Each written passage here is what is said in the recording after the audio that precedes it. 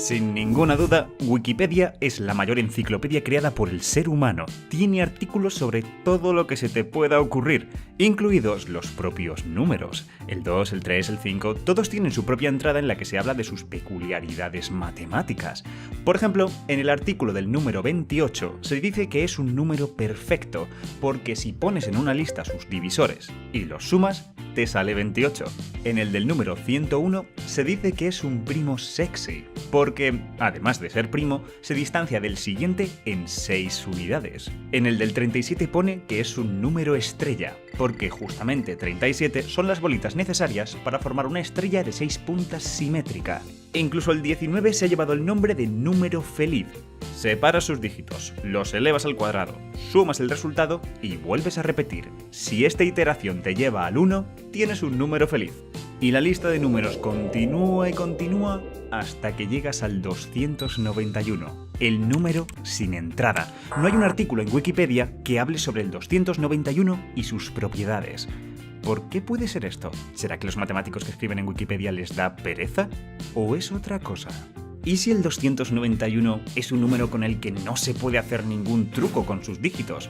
¿Puede ser que el 291 sea un número tan poco interesante que nadie ha escrito un artículo en Wikipedia? El 291 abriría la puerta a un nuevo tipo de número.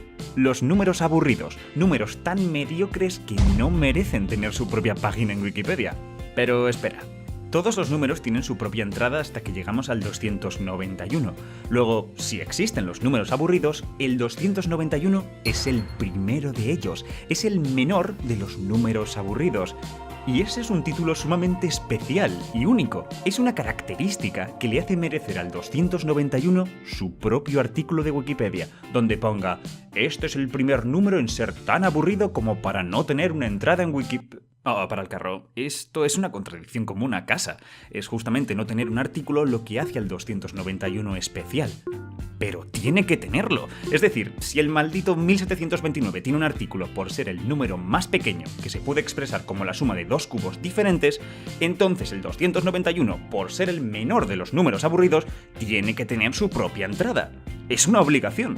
El problema es que, aun poniéndonos tozudos y escribiendo el artículo, la cosa se enrevesa.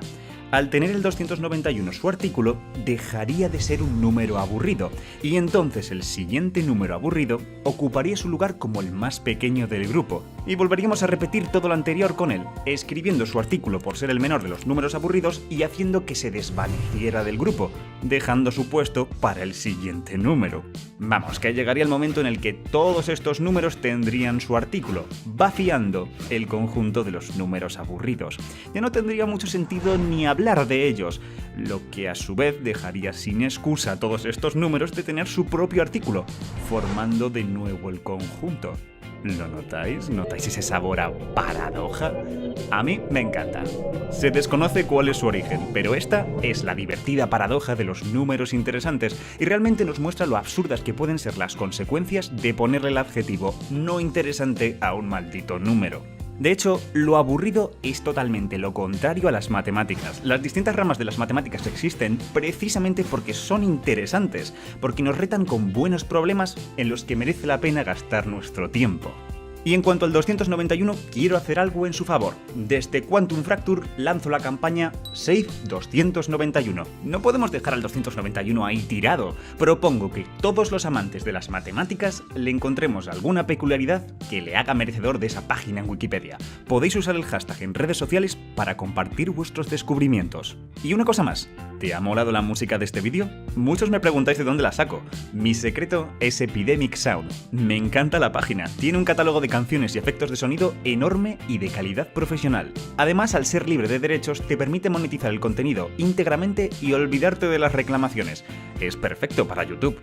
Tiene un sistema de búsqueda muy eficaz por géneros, velocidades, estados de ánimo, que puedes combinar, y encima te deja descargar las canciones por pistas, lo que te permite calibrar la música al máximo. Si estáis en el mundo de los vídeos, os recomiendo mucho probarlo. El primer mes de suscripción es gratuito. Os dejo un link en la descripción. Y recuerda, si quieres más ciencia solo tienes que suscribirte. Y gracias por verme.